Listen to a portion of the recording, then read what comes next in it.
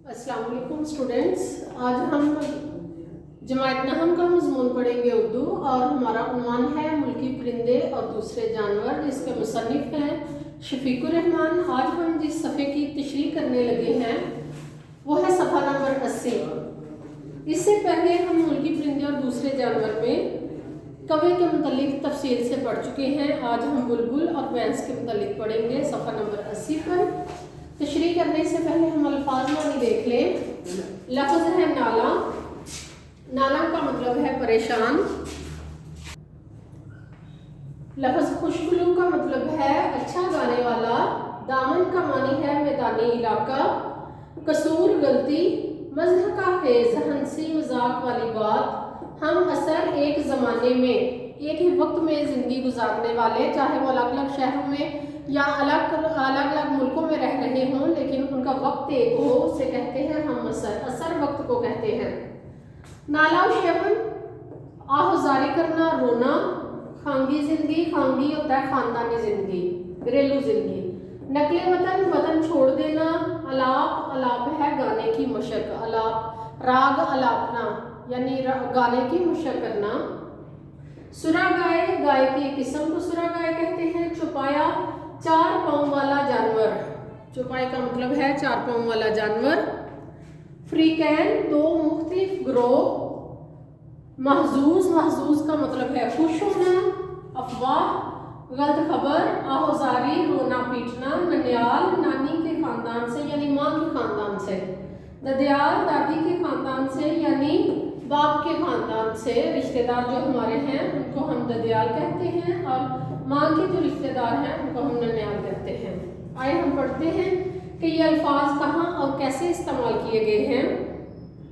बुलबुल के मुतल्लिक जब स्टूडेंट्स मैंने आपको पिछले लेक्चर में भी बताया था कि जब आपने तशरीह करनी है तो मुसन्नफ़ का जो अंदाज़े बयां है वो लाजमी आपने लिखना है। अंदाज़े बयां में आप पढ़ती हूँ, आप सुने। शफीकुर रहमान के मज़ाक का अंदाज़ बहुत हल्का फुल्का और नहायत शाइस्ता है। उनके यहाँ ना तो अल्फाज की बाजीगरी से मज़ाक पैदा करने की कोशिश नज़र आती है और ना ही महज मज़ाक पैदा करने की गर्ज से एक बावकार मुकाम से नीचे उतरने का रुझान मिलता है, यानी वो अखलाक से गिरी हुई बातें नहीं करते। इनकी तहरीरें हिस्से मज़ाक रखने और मज़ाक के तकाज़ों को समझने वालों में बहुत मकबूल हुई। अब हम तशरीह पढ़ेंगे। बुलबुल आपको स्टूडेंट एक ही आएगा पैराग्राफ, उसमें अपने हवाला मतन लिख के अल्फाज मानी लिख के, चार आपको मानी आएंगे गुजरांवाला बोर्ड में, जिसके अल्फाज आएंगे जिसके मानी लिखने होंगे। सियाक़ो सबाक़ लिख के फिर आपने तशरीह तफसील के साथ लिखनी है और तशरीह भी अंदाज़े बयां से शुरू करेंगे। बुलबुल एक रवायती परिंदा है जो हर जगह मौजूद है। रवायती से मुराद है कि रवायत बन जाना, उसका जिक्र बार बार करना। और रवायत किस तरह बन जाना? आम मुआशरे में बुलबुल का जिक्र नहीं होता। शायरी में नज़्मों में बुलबुल का जिक्र, ख़ास तौर पर उर्दू अदब की ये रवायत है कि वो बुलबुल का जिक्र शायर ज़रूर करता है, इसलिए लफ्ज़ रवायती इस्तेमाल किया गया है। बुलबुल एक रवायती परिंदा है जो हर जगह मौजूद है, यानी जहाँ शायर बैठ गया, उसको अपनी नज़म लिखने बैठ गया, वहीं पे उसने बुलबुल को हाजिर कर लिया, यानी ख्यालाती तौर पर उसने बुलबुल का जिक्र कर लिया। सिवाय वहाँ के जहाँ इससे होना चाहिए, बाकी हर जगह है। अगर आपका ख्याल है कि आपने चिड़ियाघर में या बाहर बुलबुल देखी है तो यकीनन कुछ और देख लिया है। शफीकुर रहमान ये कर रहे हैं, तनकीद कर रहे हैं कि बुलबुल असल में हमारे यहाँ नहीं पाया जाता, लेकिन हमारे शायर ज़बरदस्ती अपनी शायरी में बुलबुल को रुलाते हैं और उसे अफसुर्दा करते हैं शायरी में। हम हर खुशबू परिंदे को बुलबुल समझते हैं, कसूर हमारा नहीं, हमारे अदब का है। शायरों ने न बुलबुल देखी है न इसे सुना है, क्योंकि असली बुलबुल इस मुल्क में नहीं पाई जाती। सुना है कोहे हिमालय के दामन में कहीं कहीं बुलबुल मिलती है, लेकिन कोहे हिमालय के दामन में शायर नहीं होते। इससे मुराद ये है कि किसी शायर की हमने नज़म या गज़ल में बुलबुल का जिक्र सुन लिया, पढ़ लिया, अब जब हम शायर खुद शायरी करने बैठता है तो वो भी रोने की खातर या रुलाने का जो जिक्र है, जहाँ उसने करना है अफसुर्दगी का जिक्र करना है, वहाँ उसने बुलबुल को ले आना है। आमतौर पर बुलबुल की आहुजारी की दावत, बुलबुल को आहुजारी की दावत दी जाती है, रोने पीटने के लिए उकसाया जाता है। बुलबुल को ऐसी बातें पसंद नहीं थी। नहीं, वैसे बुलबुल होना काफ़ी मज़हक का हेज होता होगा।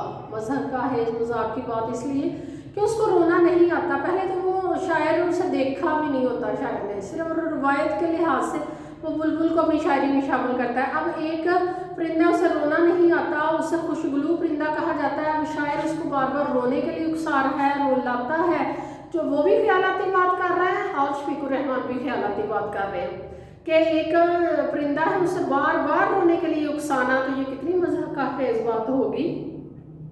कम से कम इसका ख्याल था कि वो जी बुलबुल और गुलाब के फूल की अफवाह किसी शायर ने उड़ाई थी, जिसने रात गए गुलाब की टहनी पर बुलबुल को नाला और शेवन करते देखा था। ये एक शेर का हवाला दे रहे हैं कि जिसमें शायर कह रहा है कि बुलबुल को मैंने गुलाब की टहनी पर रोते हुए देखा था। कम से कम उसका ख्याल था वो परिंदा बुलबुल है और वो चीज़ नाला और शेवन है, यानी जो उसका मिजाज था, जो वो कर रहा था, वो रोना रुलाना था।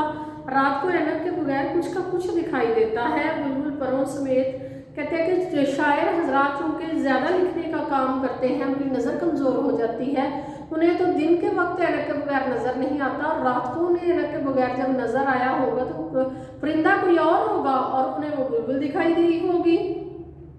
बुलबुल परों समेत महज चंद इंच लंबी होती है, यानी अगर परों को निकाल दिया जाए तो कुछ ज़्यादा बुलबुल नहीं बचती। इंतहाई मुख्तसर जिस्म होता है, छोटा सा परिंदा है बुलबुल। माहरीन का ख्याल है बुलबुल के गाने की वजह उसकी गमगीन खांगी ज़िंदगी है।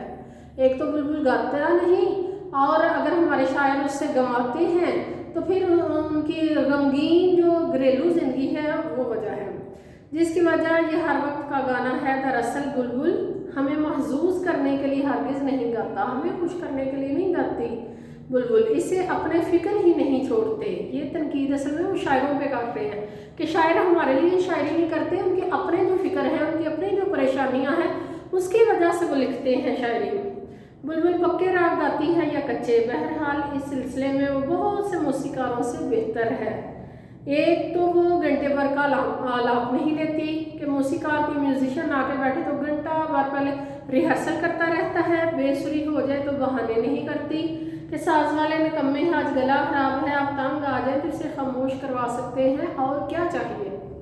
यानी आप म्यूज़िक वाले को, अपने म्यूजिशियन को लाया है, उसकी गज़ल सुनने लगे हैं या कोई गाना सुनने लगे हैं, वो बेसुरा हो गया है, आपको उसे हर हाल में सुनना पड़ता है। लेकिन बुलबुल जो है, उसे अगर आपको उसका गाना पसंद नहीं आया तो उसको उड़ा दे, उसे खामोश करवाना आपके लिए ज़्यादा आसान है।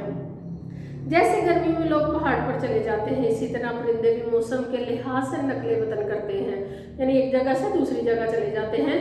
बुलबुल कभी सफ़र नहीं करती, इसका ख्याल है वो पहले ही से वहाँ है जहाँ उसे पहुँचना चाहिए था। हमारे अदब को देखते हुए भी बुलबुल ने अगर इस मुल्क का रुख किया तो नताइज की जिम्मेदार खुद होगी। इसका मतलब है कि शफीकुर रहमान कह रहे हैं कि बुलबुल तो सफ़र नहीं करती, जहाँ वो मौजूद है वहाँ रहना इसलिए पसंद करती है कि अगर वो गलती से भी हमारे मुल्क में आ गए, यहाँ उर्दू गज़ल में, उर्दू नज़म में उसे इतना जो है ना वो रोने रुलाने वाला परिंदा कहा जाता है, इतनी उसे रोने वाली गज़लें सुनी जाएंगी और इतना उससे रोने वाले गाने सुने जाएंगे कि वो तो पहले ही जो है ना वो जहाँ मौजूद है वहीं पे शुक्र अदा कर रही है। तो शफीकुर रहमान ने ये खूब अच्छी तरह यहाँ पर उन शायरों पर और उन म्यूजिशियंस पर, उन मौसीकी वालों पर तनकीद की है कि जो अपना हुनर अच्छी तरह दिखाते नहीं लेकिन दूसरों को इल्ज़ाम देते हैं। तो स्टूडेंट्स, इस तरह बुलबुल का हमारा तशरीह मुकम्मल हुई बुलबुल के मुतालिक। आगे हम शुरू करेंगे बैंस के मुतालिक। बैंस मोटी और खुश तबा होती है। खुश तबा यानी हर वक्त खुश रहने वाली, तबा तबीयत से लफ्ज़ है। बैंसों की किस्में नहीं होती, वो सब एक जैसी होती हैं। बैंस का वजूद बहुत से इंसानों के लिए बाइस मुसरत है। बाइस मुसरत यानी खुशी का बाइस है। बैंस का हम असर छुपाया, यानी जहाँ बैंस होती है वहीं पे इर्द गिर्द एक और छुपाया चार पाँव वाला जानवर जो दुनिया भर में मौजूद है, लेकिन बैंस का फ़ख्र सिर्फ हमें ही नसीब है। दूसरा जानवर यानी गाय। तिब्बत में गाय के वज़न पर सुरा गाय होती है, सुरा बैंस कहीं नहीं होती, यानी गाय की मुख्तलिफ किस्में हैं। बैंस के किस्म जो सुरा बैंस है वो नहीं है। बैंस के बच्चे शक्ल सूरत में ननियाल और ददियाल दोनों पर जाते हैं, लिहाजा फ्रीकैन एक दूसरे पर तनकीद नहीं कर सकते। कहते हैं कि उनकी शक्लें एक जैसी होती हैं।